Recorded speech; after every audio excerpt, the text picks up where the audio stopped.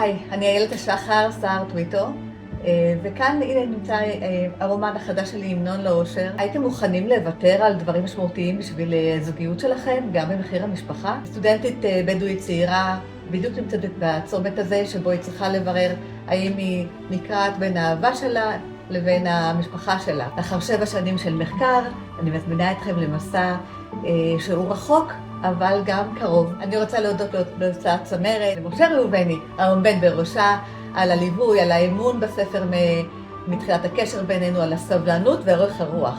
אני רוצה להודות לכל מי שהסכים להתראיין ולשוחח איתי שיחות עמוקות, ובעיקר לך, את יודעת מיד, שפתחת לי את הדלת לעולמות רחוקים. אפשר להשיג את הספר שלי בחנויות ובאונליין. מחכה לתגובות שלכם בקוצר רוח.